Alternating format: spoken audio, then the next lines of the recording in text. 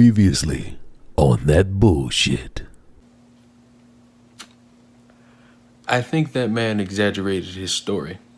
You see that guy right there? 3 years ago, he made that statement. He made multiple videos challenging the narrative that Jesse Smugglenuts got attacked in his hallway, alleyway, up the street from Subway, anywhere he was getting a Subway sandwich up his ass, and people demonized him for it. People made fun of him. People called him a coon. That was his origin into the landscape of hell that is known as political conversation, and what it means to be an activist, and what it means to understand the plight of people. This video, this smuggle nut human being is the reason he has grown into the sexiest black YouTuber. 10 months was the last time I spoke any about Jesse Smollett. And in 10 months and in 3 years, all I wanted was one simple thing.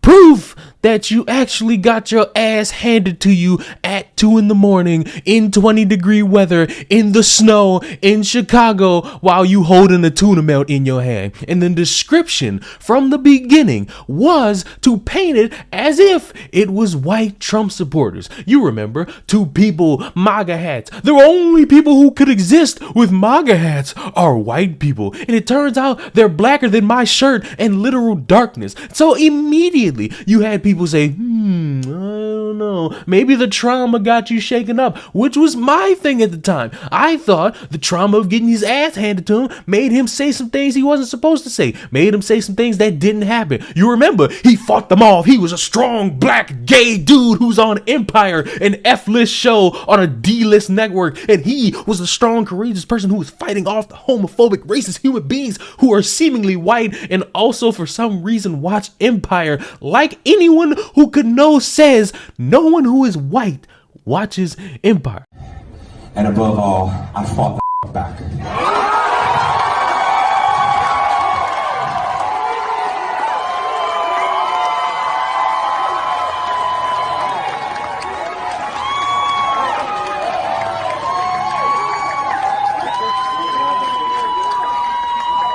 I'm the gay Tupac.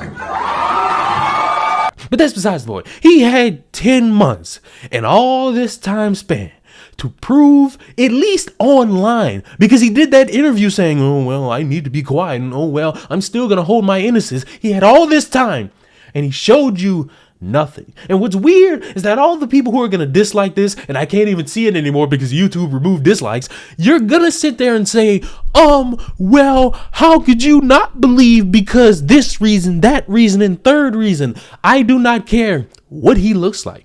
I do not care what he smells like. I don't care the size of his testicles. I don't care what sandwich he likes. This dude needed to at least show something, and he showed you nothing. He cried. And he thought that was going to be enough reason. And you know what's funny? His trial has already started, and they're already reporting that he did a dry run of the damn hoax. How could you be so dumb? How could you expect none of this to bounce back on you? And for what it's worth, I will say this. Joanne Reed is the dumbest black person on TV at the moment. But here's the thing that she needs to understand about who's at the top and who's at the bottom. When she made that dumbass statement about that one woman who went missing and is no longer alive, and now the person who is the suspect is no longer alive, the statement was made that people only care because it's white women disease or white women syndrome. But the thing that really wasn't mentioned as much that could be the difference between someone who is a person of color that you're not reporting on being missing and I think her name is Gabby.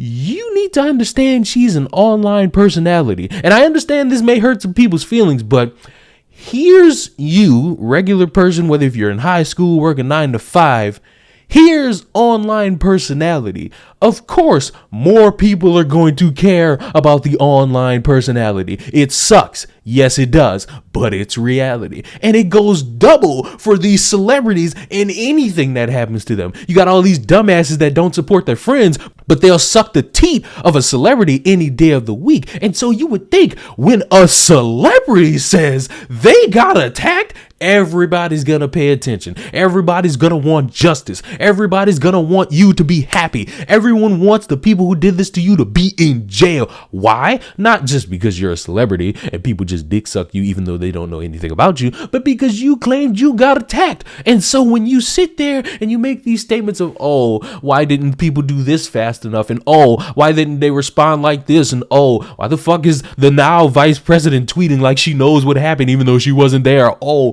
how come I'm not getting the attention I want? Oh, you are showing people this was not about the safety of gays. This wasn't about the respect of LGBTQ. This wasn't about the respect of black men and how indigenous we are. You just wanted attention. I'm an advocate.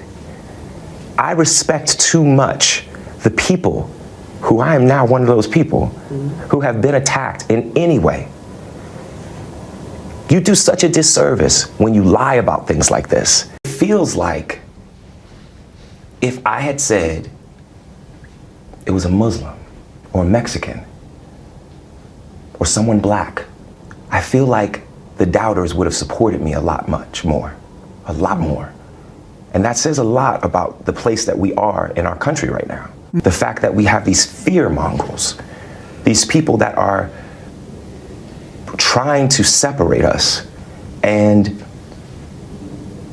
it's just not okay.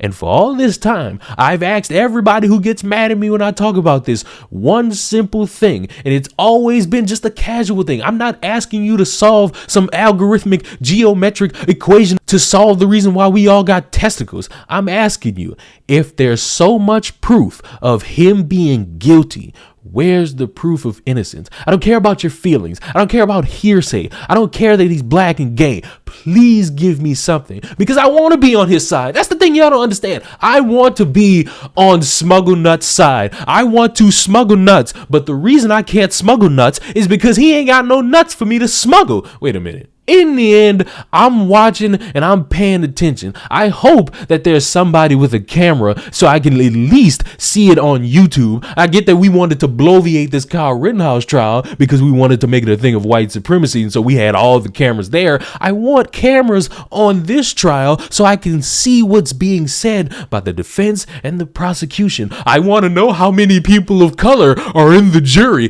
I want to see how this plays out because I want nothing left unturned. So when this man is proven to be either not guilty or guilty, we don't have to hear the justice system hates gay people. We don't have to hear the justice system hates black people. We can either see for ourselves 100% that he proved himself in the courtroom and he could walk out like the big gay sexy man he is and have a tuna sandwich in his hand, or we can all laugh at how it was proven this dude was an attention-seeking whore and it bit him in the ass. At the end of the day, you're gonna have to understand something. If, and I'm saying if, for all the people who are hard of hearing, if that turns out to be the case and it's proven that he faked all this, all of y'all gonna have to kiss my ass. Subscribe to the channel. I'll see you in the next video.